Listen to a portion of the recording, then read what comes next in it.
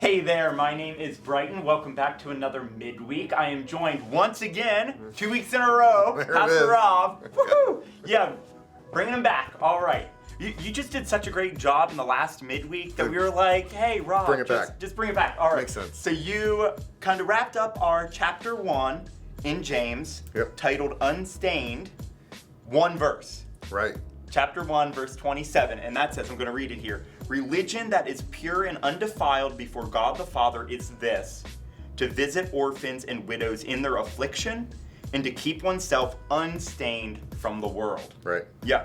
And so, before unstained, it has to visit orphans and widows in their affliction. Right. And so, like, can you dig a little bit more into what that means? It's not just like a, hey, just checking in, how you doing? Right. See you later. Yeah. James actually gives us a picture of that. The Greek word episkeptomai is used 11 different times. That word. And it really is, it's not the idea of just visiting, but it's like investing in, overseeing, making sure they're okay, coming in. And James gives us a picture in the next chapter, in chapter 2, verse 15, where he says, suppose a brother or sister is without clothes and daily food. If one of you says to them, go in peace, be warm and well fed, but then we don't do anything about that, then what good is that? And the idea is, it's not just identifying a need and feeling bad for that person and being like, oh, I'm going to pray for you. But it's like, okay, God, what have you given me in my life? What skills do I have where I can actually invest in this person? Because every person, whether they're a believer or not, is an image bearer of God. And then our job as a believer is to take that image bearer of God and turn them into a child of God by investing in them and caring for them and meeting them where they're at. Yep. Great. And in James chapter 2 that you referenced, it reminds me of one of the parables from Matthew 25 with the sheep and the goats. Right. That Christ said that as well, like, whenever I was hungry or thirsty or unclothed, when did you do that to the sheep, or when did I not do that to the goats? Right. So that definitely, half-brother of Jesus, James definitely gravitated towards that. Yeah, he's picking up on what was important to Jesus. And I think it's so important to know that, like, Jesus wasn't just a rabbi sitting there and giving lessons, academic lessons. Yep. Like, the fact that James was influenced in such a way by Jesus' life, where he was like, this is what true religion is. Yeah. Like, that comes from years of hanging out and understanding what's important, where Jesus' heartbeat is. And then in that parable, Jesus is explaining, like, no, this is my heartbeat. My heartbeat is for the poor, it's for the marginalized, it's for the people who aren't accepted. And when you go to them and you minister to them, and you don't just say, man, I'm going to pray for you, but you say, I'm going to meet you and I'm going to come and carry some of your baggage for you. Then we're doing what Jesus really wanted us to do. Yeah. And with true religion, you listed a lot of other religions. Right. And contrasted that to Christianity. Right. And one of the main points that I heard you say was that God did the work for us. Right. It's not the other religions, it's us trying to attain or reach some favor. Yep. David Platt had an interesting experience. He went to like these Hindu temples, and they're beautiful. Yeah. And he said it was almost like God was on a mountaintop, and then each work that they did was a step that somebody could actually take towards God. But then if you messed up, you're like rolling backwards. And so then you're trying to get, and you're always trying to earn and deserve God's favor. Yeah.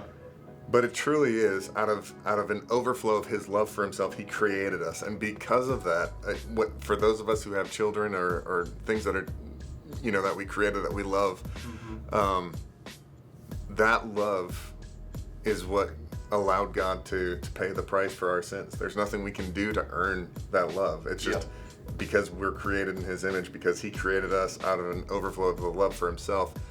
That's what makes us worthy. It's nothing that we do to earn or deserve it. But I mean, it's a picture of grace. Like, that's what grace is. It's and it's difficult, right? Christianity seems like it's the easiest religion to do because, well, you just accept.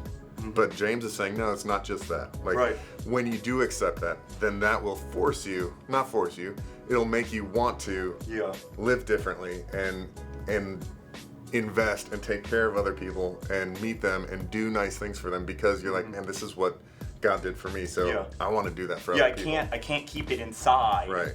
I have literally such an overflow of that grace and mercy that what am I to do? I need to share this. That's it. Great. Wonderful. And so towards the end of your message, you gave some pretty eye-opening, shocking statistics about orphans and widows and rape, not only in the world, but also here in Franklin County. Yeah, I have, just to give the number again, just a warning, in the last 5 years in Franklin County, there have been 1,235 human trafficking offenses. Right. And that's one every day and a half. Yeah. Wow. Yeah, so it's not, it's easy, you hear a million people are being, a million kids being raped every day. And you hear that and it's overwhelming because like you just can't fathom that. Right? Like there's 30,000 people in all of Chambersburg. So you're like, I don't know. But when you break it down to offense, to where it's like every day and a half there's an offense. And human trafficking could be, it could be anything from, maybe it is sexual by nature, or maybe it's just the fact that they're being trafficked to do slave labor. Like they're doing other things. That doesn't have to be sexual by nature. A majority of it is. But in reality, what it is, it's human beings seeing other people as not human, below human, and taking advantage of them for their own selfish desires. And we as a church have failed because we've allowed this to happen, and we just sort of turn our heads because it's an uncomfortable statistic. But what we need to do is to visit them in their affliction. We need to be the overseers. We need to be the ones investing in their lives because it's an offense every day and a half, but the trauma that comes from it and the repercussions from that offense are decades lasting, maybe a lifetime of it. And so our job is to say, we're going to meet you in this mess, and we're going to invest in you, we're going to care for you, we're going to love you, whatever that looks like. And we're going to empower you to see yourself not as someone who's damaged, not as someone who's been broken, but we're going to empower you to see yourself as who you are, an image bearer of the true God, someone with value, someone with purpose, someone that the trauma that you've been through, that God's going to use that when you turn your life over to Him. He's going to use that for His glory and for His benefit. And so hopefully what happened to you doesn't happen to anyone else. I would love to be part of a movement that sees the end of human trafficking. We have more slavery in the world today than there's ever been throughout the entire world. Wow. And so it's easy to look back and say, and it was terrible, American slavery in the, in 17 and 1800s. But it's more than that. Like there's more slaves now than ever before. And so our job is to see those people as having value and purpose and go meet them and try to help in whatever way possible. So for those that are listening here in Franklin County, what are some encouraging steps? Like we're not going to be able, because it's just like the number's too large, but here locally with the church, those watching. I think the first thing is understanding that it's going on. Okay. And you're identifying the issue. And if you see something that looks weird, looks out of place, say something. Like if you see something, say something. And you can do that by calling like the non-emergency line or reaching out to the school system or whatever. If you're wanting to get involved on the front lines, you can go to the the Pregnancy Crisis Center, the Crisis Pregnancy Center. You can go there. You can get involved with somebody's daughter. She's somebody's daughter. There's a website and it tells you how to get involved, how to donate, how to do those things. Which are both church ministry partners here at Kingsford Church. Great. Both local partners. And besides that, the idea of getting involved, sponsoring children. When I first started sponsoring kids through Compassion, I was a little bit discouraged because the letters that I had written, they were coming back. I was getting responses, but they they were just form responses, right? And so for a little bit, I was like, well, I'm not getting anything out of this, so why should I continue to do it? Yeah. And then it was like God switched something in me to say, like, how selfish is that? Like, I'm providing, what God is saying is like, like, it's $43 a month. So you not going out for coffee maybe once a week, twice a week, whatever it is, that can give somebody a name, that can give someone a face, that can give someone access to food and water, that can give someone access to education, and it's all being done in the name of Christ. Like they are receiving the gospel. Yep. And so it's not about what I'm getting from this. Yeah. It's about what they are being provided, and that's giving those people. If a kid has a name, if a kid has a community that looks after them and expects to see them, then if they're being victimized, they're going to be able to say, man, something's happening with Rob. Look at this he's changed. This is happening. They can investigate into it. Yeah. But if we just shake our heads and like, man, that's hard, and we remember to pray for it for a week or two, prayer is good. Yep. It's the best thing we can do. Yep. But if we don't put action to that, then maybe we're just like who James expects. missing what James is saying. Like I hope our hearts are broken for what breaks God's hearts. And that was the whole idea of those stats. Yep.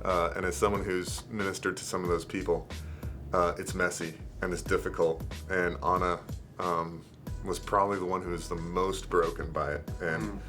And she was finding solace in Santísimo Muerte. It's like a different religion. And it's very dark. But she was able to heal, and because we were there for her and ministering to her, she was able to overcome it. And she now has 2 kids, and she's married and doing well, and she's healed, and she loves Jesus. And so it's one of those things that it is horrible, and what they've experienced is horrible. But God gives those people a little bit of resiliency to, like, if we could just have Anna here to tell her story, it'd be super impactful. But yeah, it's one of these things, like if you call yourself a Christian and you wanna get involved, then do it. Research it. Put in the time and the effort to see where God is asking and calling you to go. And I think, just to end this video, end it the same way that you did with your message, that what if God gave you all that you have, not so that you can have everything that you want, but so that you could help someone else have everything that they need? That's the idea. Right? Right. Because what does everybody need? Right. They need a relationship with Christ first and foremost. Absolutely. But they also need to be encouraged and have value and dignity. I mean, those are important things. Yep. Great. Well, thank you so much for digging deeper into this very difficult conversation and discussion, but obviously very important to not only James's heart, but also Christ's and God's heart as well. Right. For it to be talked about multiple times throughout the scriptures. So hopefully you were encouraged to do something, maybe be able to relate better to God's heart in these manners. So hopefully you're able to take some action items on that, and have a great rest of your week.